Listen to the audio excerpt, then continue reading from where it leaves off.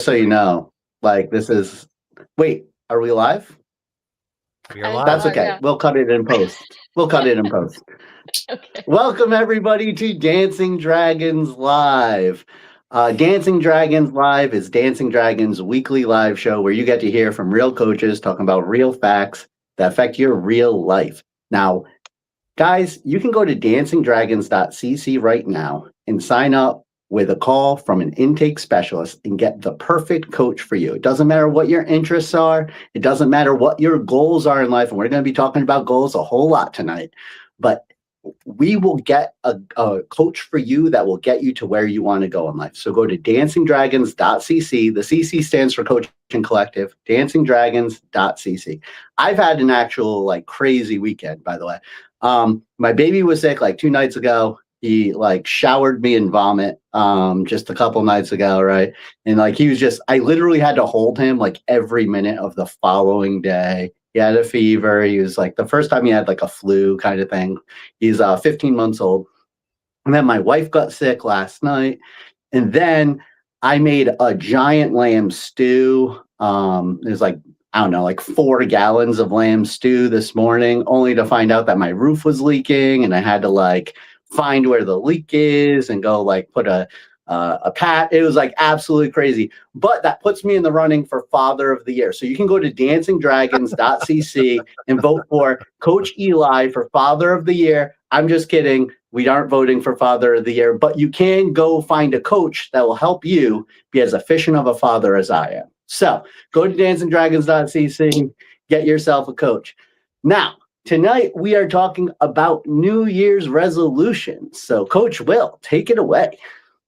Yeah, first and foremost, you would be in the runner-up position. LeVar Ball is clearly the Father of the Year and has been reigning the last 3 years.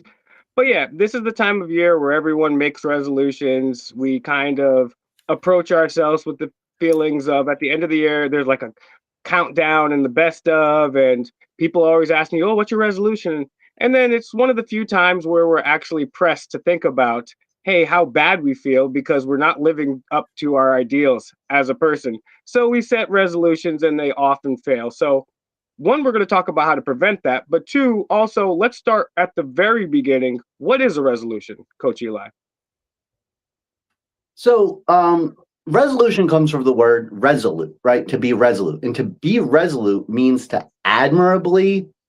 be admirably, purposefully determined and unwavering in your decisions, actions, or beliefs. And I think that this is something that's really funny if you look at it like side by side with the idea of a New Year's resolution. Because I think like New Year's resolutions, like the running joke is that like nobody ever keeps them, right? It's like, oh, it's resolution season. You go to the gym, it's like the first like 3 days, the gyms are like packed. And then like after that, it's like nobody's there, right? And so it's funny. I think that I'm a big like etymology nerd. And so it's like, if you look at like the root words of some things, it's kind of funny how like we get away from what the core meaning of it is, right? And so what I would say is like right off the bat is that when you set a resolution, be resolute, right? And when I used to do sales, we always used to say like, there's a difference between goals that you are interested in achieving and goals that you are committed to achieving,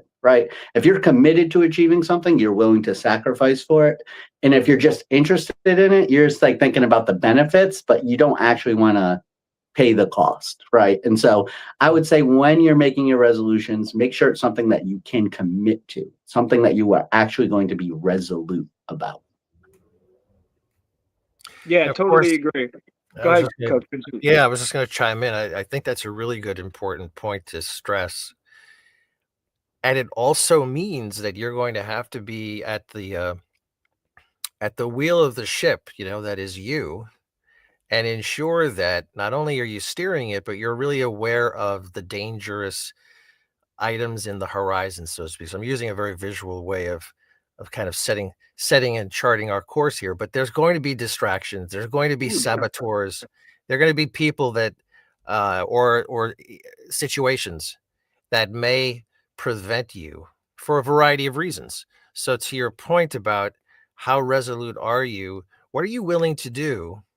What are you willing to say? What are you willing to tell people should you need to, or should you declare it, either way, such that your confidence does not get eroded by the typical things that also factor into the risk of resolutions, going up like a firework, exploding, oh, how beautiful, and then they peter out, and then before you know it, there's no more sparkles in the sky. Yeah, and staying with that nautical theme, on our maiden voyage with Dancing Dragons Live is Coach Olivia, and she has a unique background. And she mentioned briefly before the show, I wanted to kind of dig into this a little bit. Like, why do human beings in general create resolutions? And if you can tell us a little bit of the background, and welcome for the first time. Yes, thank you so much for having me. So before this show, I did a little bit of a deep dive into why human beings, why we as a species make resolutions, make a yearly resolution. And this goes back to the Babylonians about 4,000 years ago. At least that's when we have a record of it. I'm willing to argue that it goes back even further than that because it is very intricately tied to human history. We tend to make resolutions at the end of the year in order to bring about some prosperous things in the new year. Hello. And this is something that has been done for thousands of years, usually Finish talking. Go ahead. Usually in the context of a community setting or something where people come together to achieve a larger goal. Now, in modern times, we have this idea of personal resolutions, and that kind of comes back to the idea of wanting to enter the new year with goals in mind, or to pay off certain debts, or to be a better version than you used to be. And that kind of goes back to, and that is really the root of resolutions and being resolute, is to try to be better than you were before, or do something that you may have wanted to do for a long time. We have this kind of drive as human beings to be better and to achieve, and making resolutions is really intricately tied to that. I find it very interesting that in that time it was more of a community thing, and I think that can possibly foreshadow some things we're going to talk about going forward that will make it better to achieve your goals and resolutions. But welcome, Rona. You look stunning. It's good to see you back here.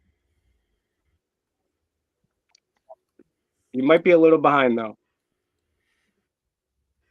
You guys, this is not a great connection for some reason. It is not. Why don't you leave and come back, because you appear frozen right now. Well, yeah, she's going to leave and come back. But yeah, Vincent, why don't you talk a little bit about your method, how to make resolutions a little more concrete and make sure that we follow through with them. Okay. Well, before I do that, I was just thinking about what Coach Olivia said, and thinking about thousands of years ago.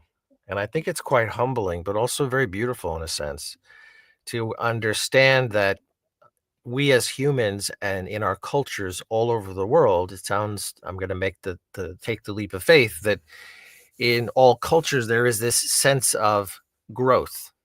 And from an agricultural perspective, this is just a very high level amateur. I'm not a anthropologist or anything like that. We're just thinking about growth and success and good health and the reliance on defending you where you live, and all those kinds of things that kind of give you a sense of life is okay, we're not under threat, and that there may have, and that there was a way to promote, well, this is fine, but coasting may not be enough ever. There's always a need to reformulate. There's a need to be flexible potentially. And the fact that today, I was really thinking about, just based on the things that everybody was saying, that I think it's important that individuals think about themselves from a resolution perspective. You can make the argument that a team or a club or an organization, right, or a company can certainly have goals and resolutions. They may not be called that, in corporate. You may not say, so I work for Acme Company. What are our resolutions this year, CEO? Like, you're not going to necessarily hear the word resolution, but if you think about the etymology that the Coach Eli introduced, right? The resoluteness of this is what we're going to do, and we believe this is going to make things better, quote, better. So in saying that, I find that the idea of resolutions is almost guaranteed not to work. Just hearing what we've all tapped into and spoken about. Like I said before, there's this big push towards the end of the year. It's like literally the last week of the year we talk about resolutions, and then there's this rush and there's this stress. What are you going to do? What are you going to do? It's an icebreaker. Hey, Bill, Jane, what's your resolution? Everybody talks about it, and then it kind of goes away. So what I like to do for myself and what I talk to clients about are starting off with 3 questions. And this helps you focus on who you are and where you are at and maybe where you want to get to. So number 1, what brings you joy? Secondly, what do you do really well? And 3, how would you like to do those things in service to others? So you think about those 3 questions, because ultimately you want to live life as best you can, but I believe that you want to tap into what God gave you. I'm sorry. You want to share that. I'm not sure if you realize this. I'm sorry to interrupt you, but what you just said is a even more condensed version of Napoleon Hill's Think and Grow Rich. His idea is you take what you're good at, you write down what it is that you want to get from the universe, but then the caveat is you have to write, and I'm willing to give this. So if you could please just restart those 3 things, because I find it highly important. In the clip master, whoever's clipping this up, double clip this up. This is incredibly important. If you could restate that, and then please continue with your point, Vincent. Thank you. Sure. No, you're very welcome. This has come up in some of my own coaching, meaning me being coached. I find it very profound. So number 1, what brings you joy? And it may not be one thing. It could be many things. So just really try to summarize what brings you joy. 2, what do you do really well?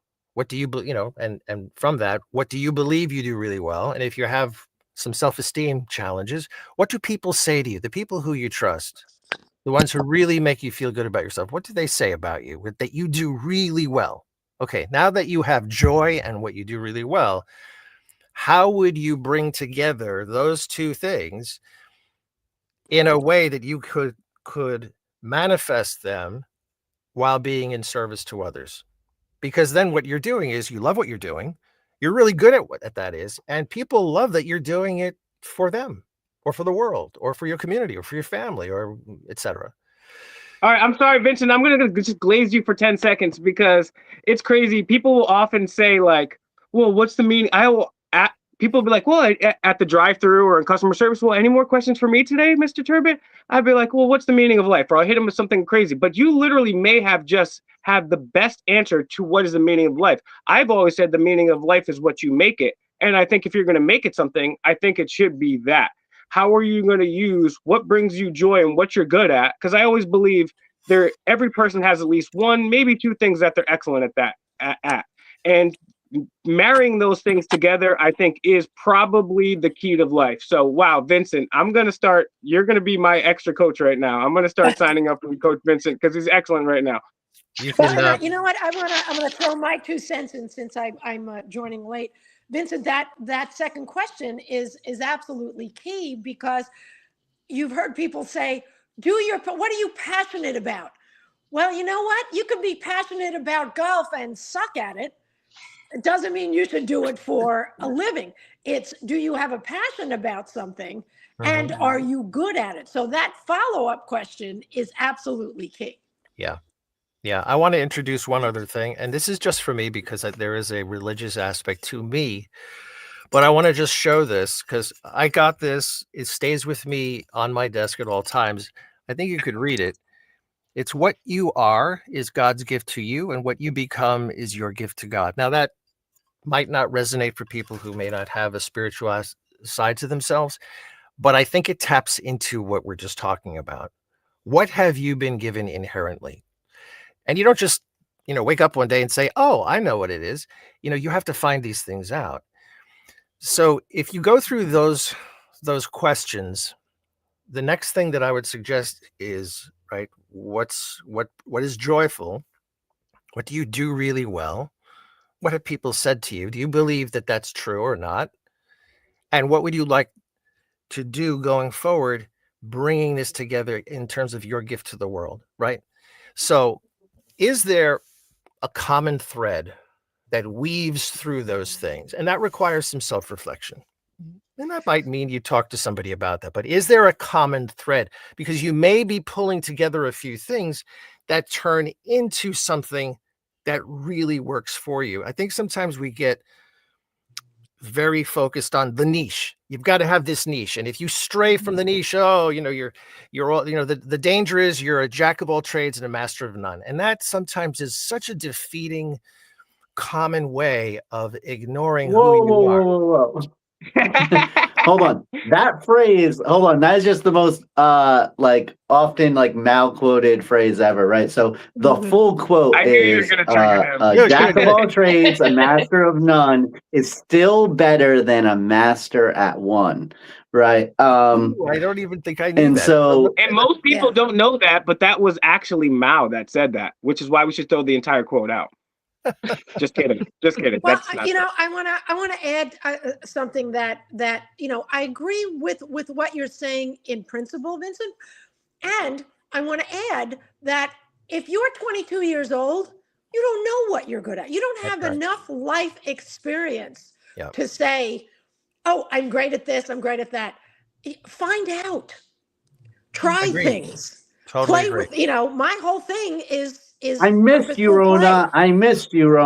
Oh. Exactly. I wanted to say that too. And again, I don't want to seem like a contrarian because I feel like this show is just me arguing with people all the time. But and again, I actually agree with almost everything Vincent just said.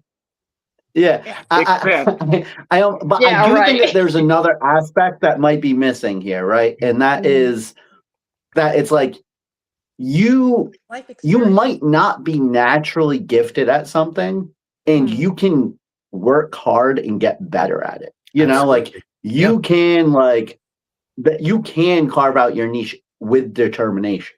That's true. Being resolute can get you there, right? Now, here's the thing. I think that you said something earlier that really it kind of struck true, but also was kind of a Debbie Downer. You said New Year's resolutions are almost destined to fail, right? Something like that. I'm sorry if I'm paraphrasing incorrectly, but I actually think that's kind of true. And that's why one of my notes for today was if you are and I think that part of the reason why that they are destined to fail is because it's almost like social pressure to make a goal. And then nobody's actually committed to that goal, right? So it's kind of like this wishy-washy, wavery kind of thing. Yeah. If you are actually committed to the goal, why would you wait for January 1st? Exactly. If you are thinking about making a New Year's resolution, you can start tonight. You can start right now. You do not have to wait till January 1st. I remember my grandmother is a very interesting woman. She is as hard as nails. We used to call her Grambo. We still do call her Grambo sometimes. She's the kind of grandmother you ask to help you remove a refrigerator up a flight of stairs. And so I remember she quit smoking. Now, when I'm a little bit older, maybe not the oldest person in this group. Actually, I think I'm the second youngest. I'm the oldest person in the group. I'm always the oldest person in the group. So thanks for pointing that out. But for people younger than me watching this, you might not realize it. But when I was a kid, everybody was quitting smoking. That was what everybody was talking about. It was everybody was quitting smoking. Everybody found out that smoking kills you. So everybody started quitting smoking. And it was just a really big thing throughout my childhood, right? It was everybody was trying to quit smoking in my life, right? So I remember my grandmother just everybody would make such a big deal. It's so hard. My grandmother would be like, "That's so stupid. Just don't smoke," right? And so everybody that would quit smoking, they'd always be like, "After this pack, I'm done." After this pack. When my grandmother quit smoking, she smoked for 40 years. And then when she quit, she quit with a half a pack of cigarettes in her purse. So did and she just didn't my smoke them parents anymore. did that. Cold turkey. She left them in her purse for 6 years. Years. Right. I always wondered why women had so much crap in their purse. Because we don't clean them out. That's why. Right. I was gonna say you Yeah. haven't cleaned out your purse in 6 years. Yeah. So what she left it there out of principle. Like, I'm not going to smoke these. I can smoke them anytime I want, but I'm choosing not to. Right. Like, it became like a totem. Right. And so that's how my grandmother is. She's just hard as nails. I understand for a lot of people that temptation of having a pack there is a little bit much. But the point is that she just decided that she was going to stop it. And she didn't say, oh, I'm going to stop it next week. She didn't say, I'm going to stop it tomorrow. I'm not going to stop it after this pack. She said, I'm going to stop it right now. And that's what being resolute is. Yeah. That brings Go ahead, Coach Rana. Oh, sorry. And then we'll go to Olivia next. Okay, so I want to make a point, and I missed obviously the first few minutes here because I don't know what's going on with my regular computer. And I believe I sent both you and Elijah this article that talked about rituals. Now, words are important. I like to wordsmith things because they stick better in people's minds. And I think when you think about resolutions, it's an absolute. If you think about rituals, what do you do every morning? You know, what are your habits? Basically, I think habits and rituals are very closely associated. So really, you're just forming a new habit. And I think we have to give ourselves grace. If you're going to use that word, it actually takes 6 to 8 weeks to form a new habit. So if you're changing or you're resolute to go on I hate the word diet, but if to change your eating habits or start an exercise program, whatever time you choose to do it, give yourself grace because it's going to take you 6 to 8 weeks to do it. Mm-hmm. And if you go whole hog and on an exercise routine after you haven't done it for 3 months, you're going to hurt. Or 3 years. Exactly. So you have to, you have to be smart about it. Give yourself grace. Understand this is a new thing. It's going to take a little time. And to your point, Eli, it shouldn't matter when you start it. Just start now. If not now, when? Yeah, absolutely. Go ahead, Coach Olivia. Yeah, I think that brings up a really good point that I hear a lot of people talking about in sports and athletics. You know, I grew up playing sports. My brother's a professional athlete. And so one of the things that we consistently hear about is grit and that mental toughness and that self-efficacy. And that's something that, as we know, does not start on a calendar day. That does not start on January 1st. But going back to the history of New Year's resolutions and doing things as a community kind of builds that grit, that mental toughness in groups. Because something that requires you to make a resolution, to be resolute, is supposed to be hard. It's not something that's easy. And a lot of the times you need the support of your surrounding community to do that. And so when you all come together and collectively say, we're going to do this on January 1st, it might be different goals, but it does kind of build a sense of community to allow you to have that space to build self-efficacy. And that also adds a layer of accountability. So I don't know if Coach Eli and or Coach Vincent wants to jump in there, but I think that's also a very important component of that as well. Yeah. Yeah. Well, what I want to say about that is the whole tying the grit to sports thing is we did talk about nihilism a little bit a few episodes ago, and I just wanted to kind of tie it back to that a little bit. There's a very cynical view that I think has taken mainstream. And a lot of people, I don't think that they feel like there's any grit anymore or anything like that. I just wanted to point to like a lot of times when they talk about professional athletes, and I'll talk about football mostly because that's my favorite sport. Obviously, go Eagles, right? He's a huge Cowboys fan. No. So anyway, but the point is that it's I think that yes, you can look at professional athletes and be like, oh, these prima donnas get paid millions of dollars, da da da da, and that's a very cynical way to view it. The beauty of sports is that these are the most determined people in the world. there was this guy, Ricky Williams. He was a huge star for a few years, going back 20 years ago, I guess. I remember him. But basically Ricky Williams, after like 6 years of being an all-star in the league, just decided to not play football anymore because he wanted to smoke pot.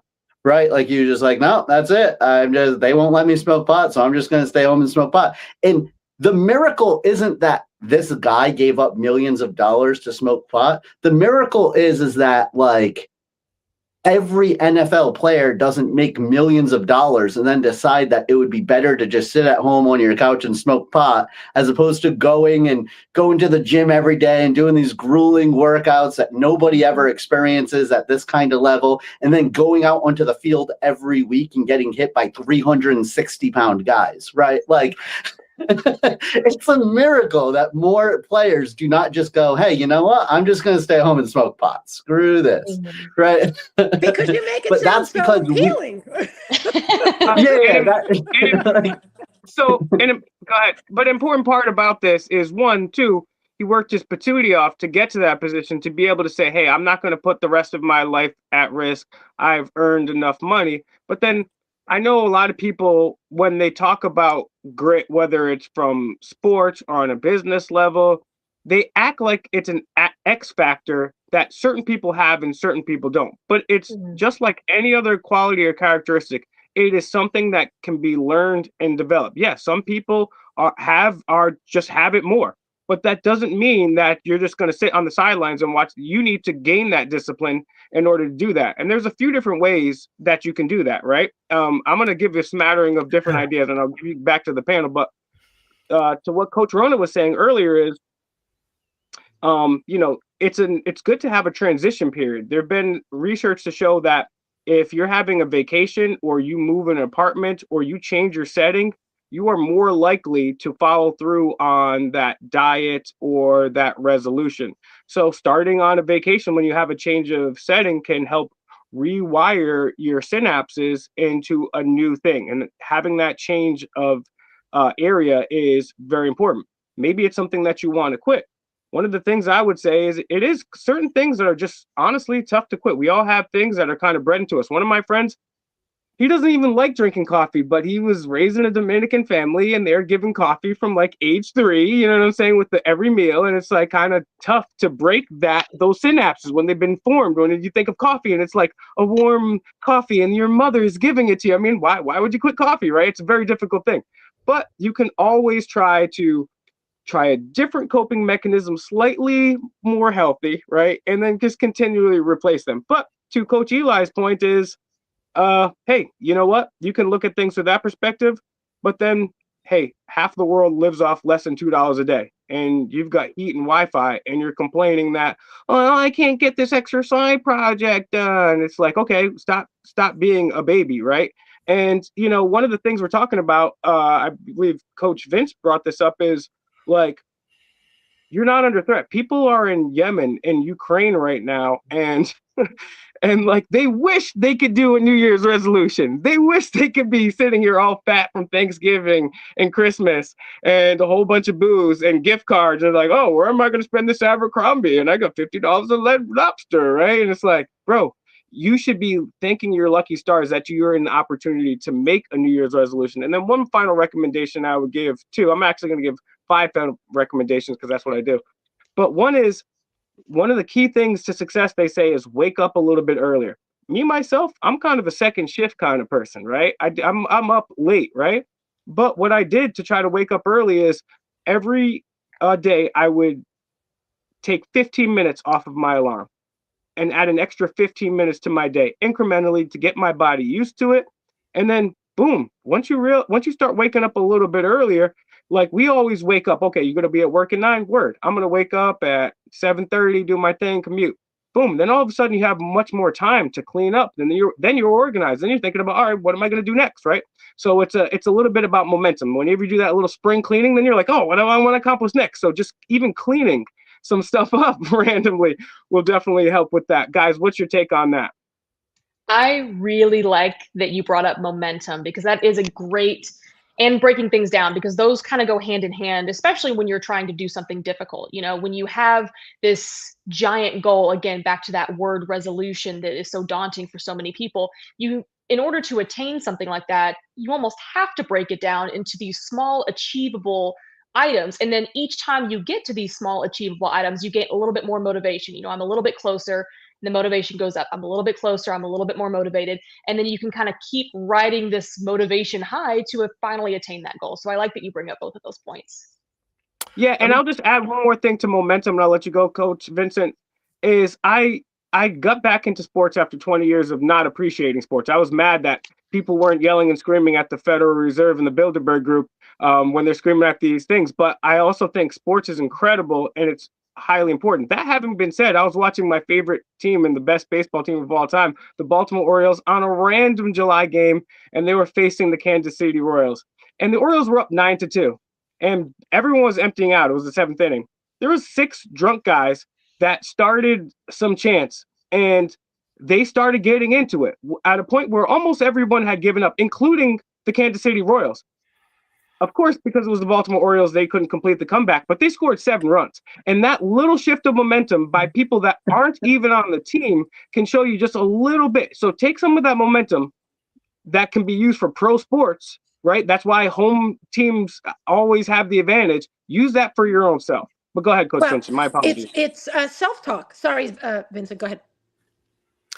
Exactly. Well, I wanted to mention something, and we've skimmed the surface a little bit, and it's the idea of having an accountability partner. Mm-hmm. And there is, let me frame it this way. If you've had children and you've been positively reinforcing and encouraging, and you're getting sort of a lukewarm response, and then they come home from school and say, "Hey, you'll never get what Miss Jones said to me today. She said I can draw really well." And you're like, "I've been telling you're a really good drawer." He says, "Yeah, but you're dad."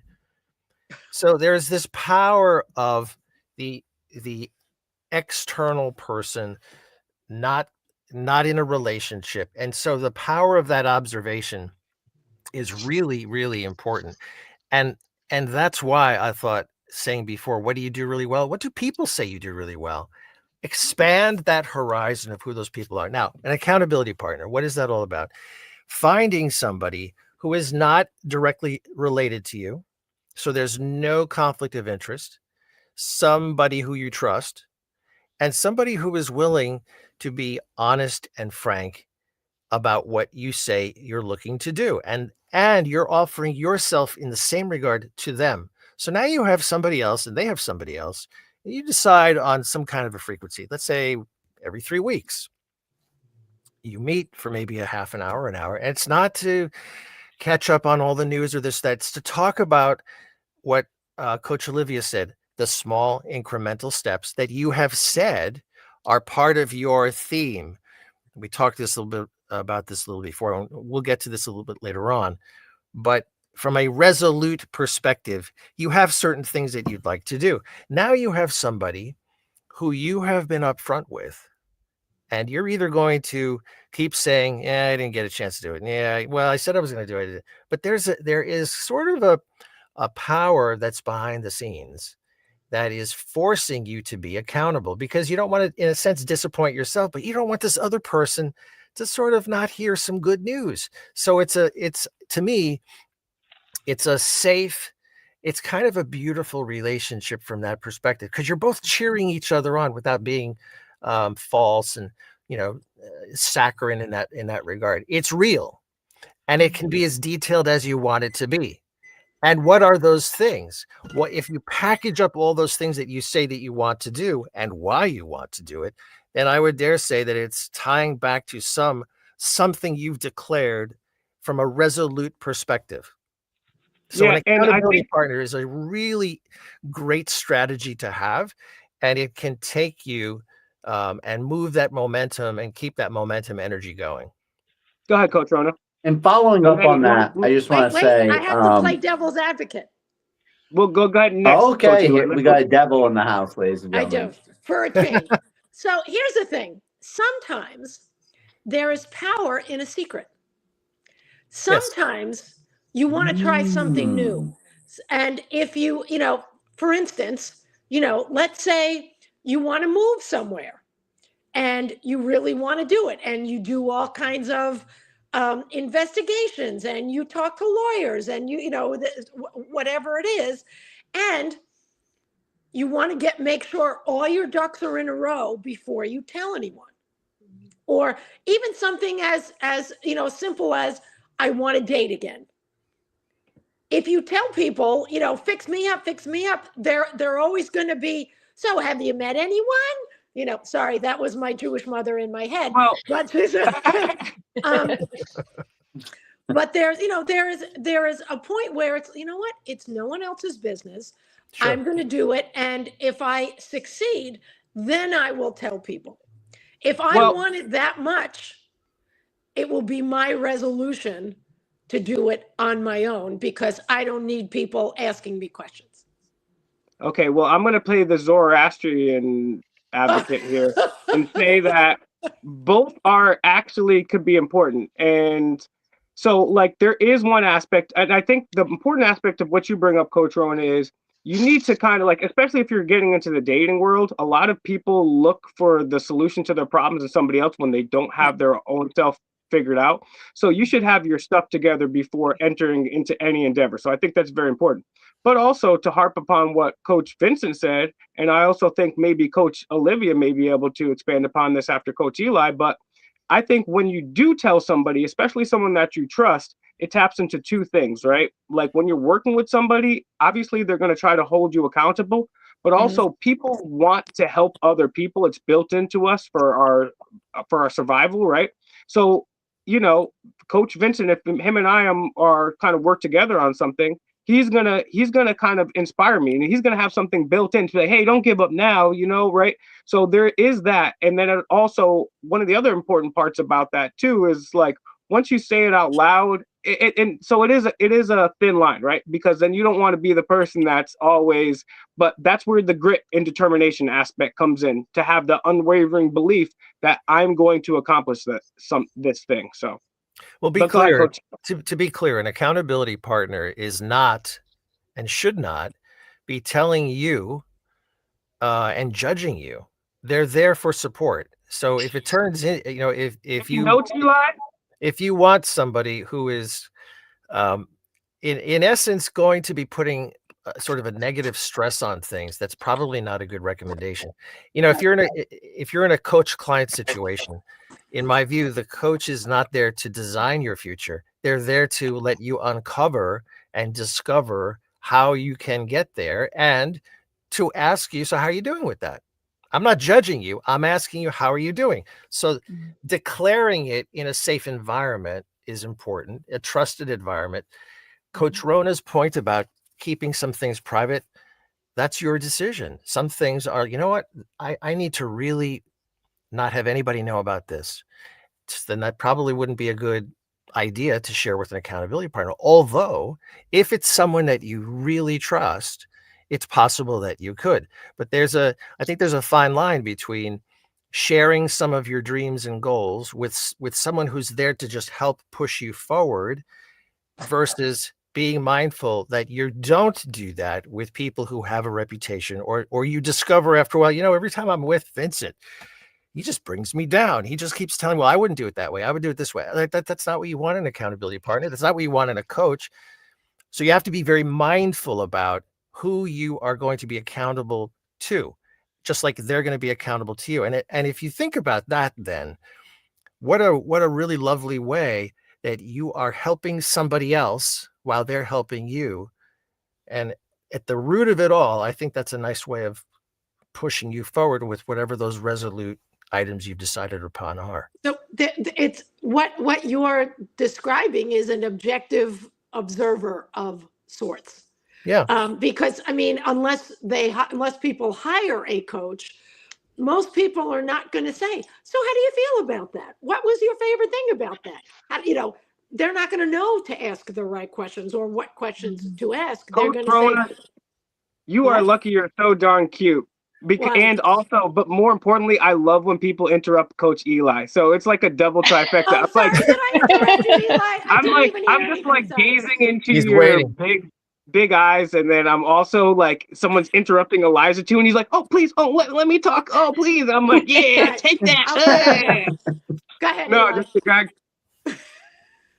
No, I'm loving this actually. I'm loving this exchange because well, one, I Coach Rona, I this is just obligatory. Coach Rona said that, unless you're hiring a coach, and you know where you can hire a coach. If you go to DancingDragons.CC, you Thank you you for can we book are. an intake appointment and you can get the perfect coach for you, no matter what your goals, no matter what your interests. We have a coach that covers that. We got people that will get you to where you want to go in life. Go to DancingDragons.CC. So but I actually love this exchange because, so like, for me personally, like I'm very into this, like, I don't want to say into. I'm very anti one size fits all, right? Like, I come from like a really weird background. I have 6 brothers and sisters. I'm the middle child of a single mother, right? My family's kind of hectic, right? And I've come from like a background that's like, oh, I don't know, it's a little bit different than a lot of people that I find myself around, right? And so, like, for instance, right, like this whole idea, like, your accountability partner shouldn't like be like criticizing you or whatever. Like, to me, that's like, no, like, why would I don't want an accountability partner that's going to be a safe space. I just don't want that. I'm going to roll my eyes. It's going to be terrible for me. I want somebody to be like, what the hell are you doing? I want somebody to be like in my face, like, no, you better do this. Don't do that, right? Like, that's the kind of a accountability. So it's different strokes for different folks. Basically, it's like, yeah, I can see a situation where keeping your goals a secret could help somebody, and you know what? Even that same person could also benefit from a different goal, maybe being shared with an accountability partner. And by the way, if you find that when you telling people your goals, that like it's demotivating or something, maybe you just don't have a very good support structure around you. Maybe you don't have the best of friends. Maybe your family members are a little toxic, like this could happen. We don't have to pretend that like you're the problem always. Sometimes it's just the people around you, right? So maybe if you want to keep if you have this thing like, oh no, like you're so terrified of telling people your goals, maybe you want to look at your support structure and figure that out a little bit. Maybe you got a little bit of a clue that something's amiss here, right? But outside of that, there are situations, I'm sure, where I would prefer to keep my goal secret.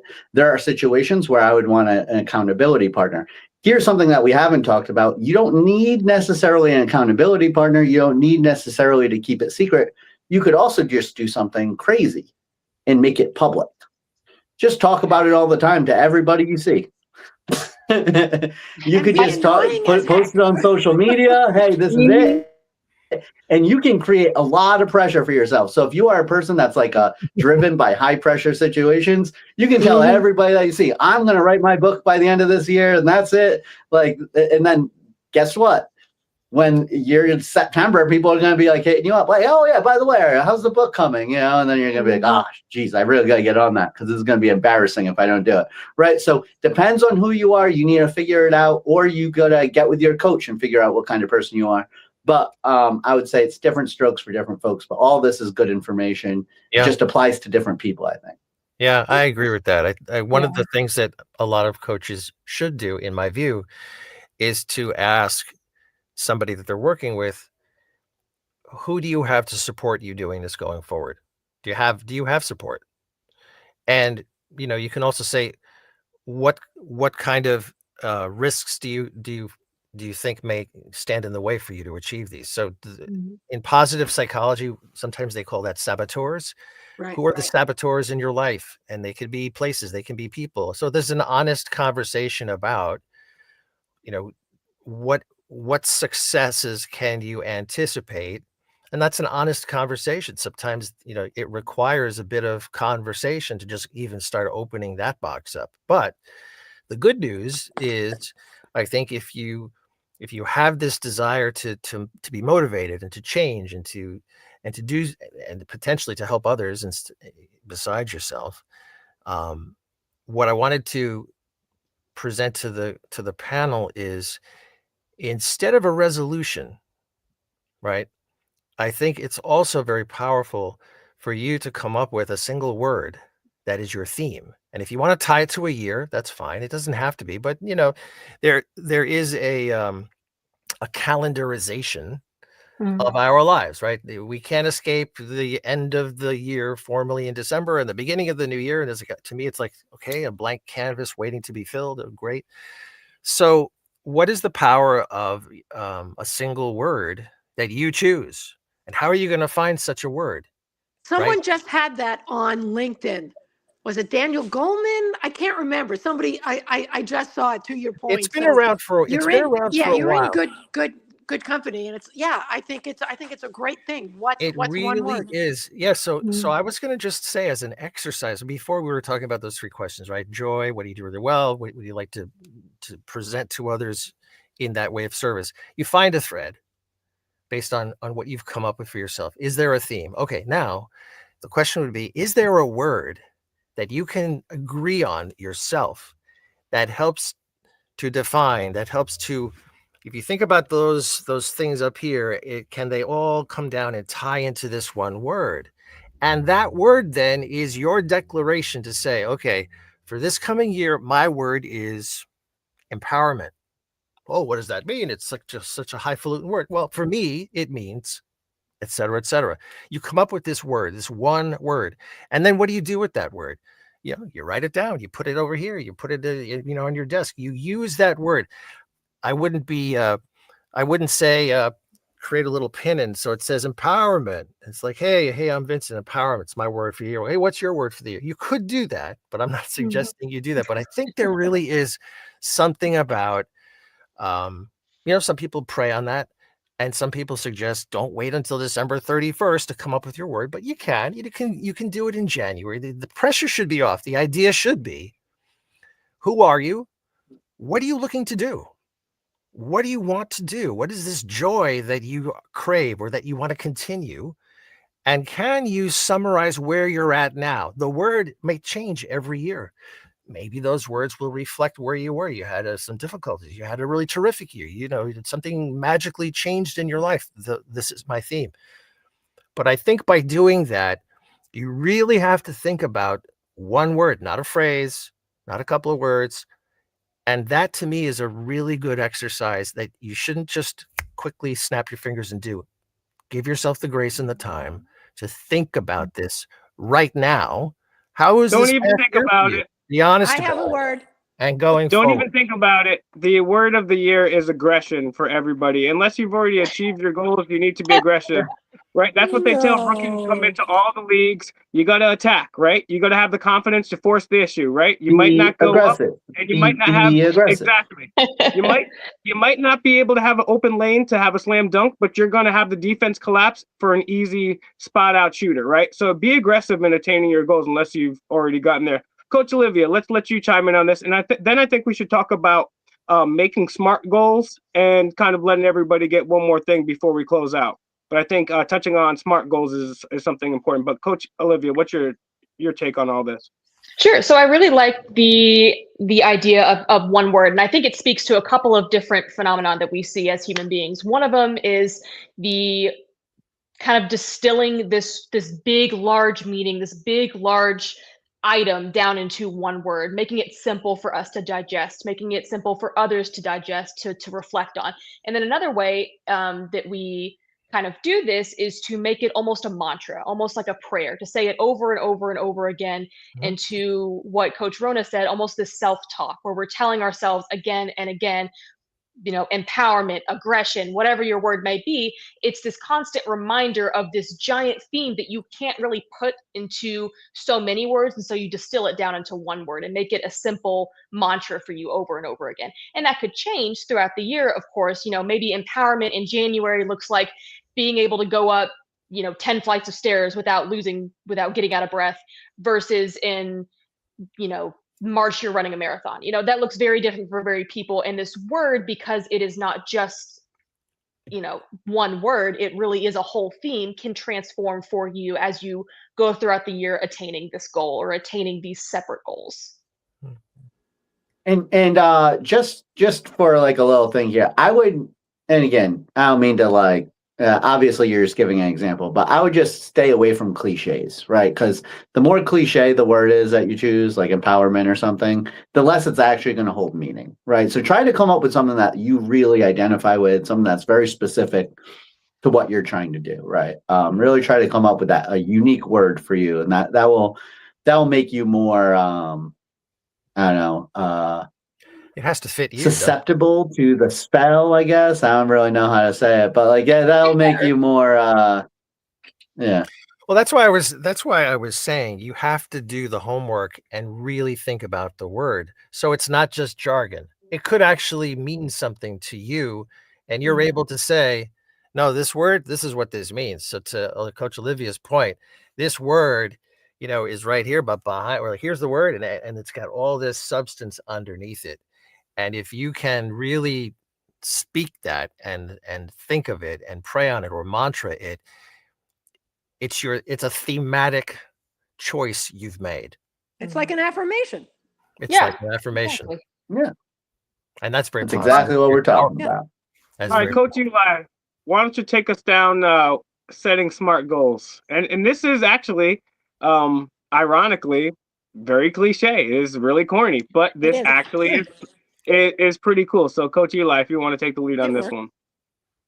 Yeah, so the reason why this is cliche and corny is just because it's how you should do it. I mean, it is just like objectively correct. I don't even think that anybody could feasibly argue against this. So, for those of you who haven't heard of SMART goals before, SMART is an acronym, right? And so, it stands for specific, measurable, achievable, relevant, and time bound, right? So basically, every goal that you set, in order for it to be an effective goal, in order for it to be like a good goal to set, it needs to fit all of those things. It needs to be specific. Saying something wishy-washy like, I want to be more financially stable, right?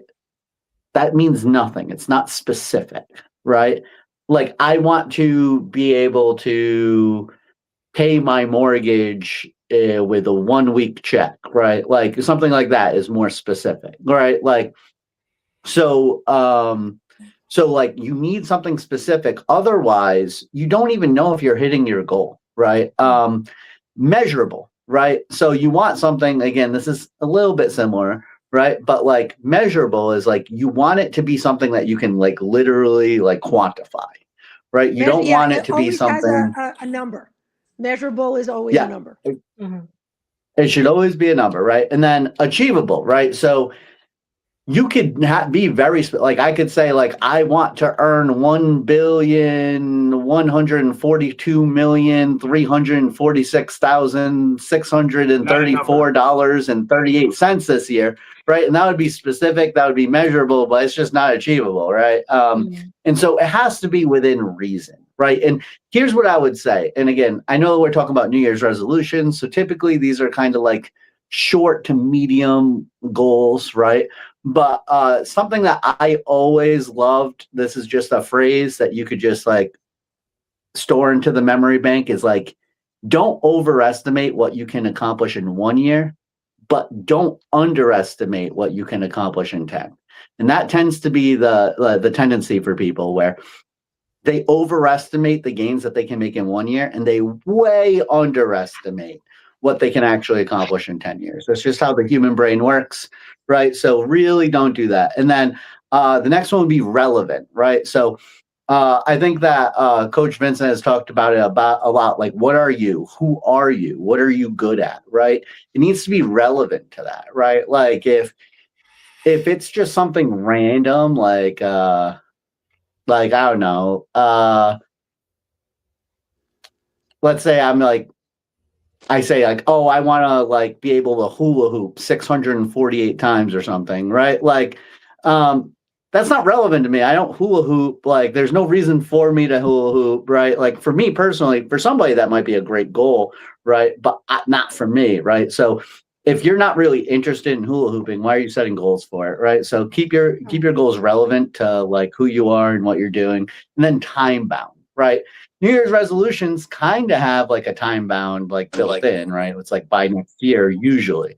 But for other goals that you're setting, just make sure that you actually have some sort of time stamp, right? And again, actually, these aren't even the SMART goals that I normally remember. That AI messed us all up, right? Because they're also supposed to be like adjustable. That's what the A is supposed to be, adjustable, right? So you're supposed to be able to move them, right? So like, let's say you're doing better than expected, you should be able to adjust it, right?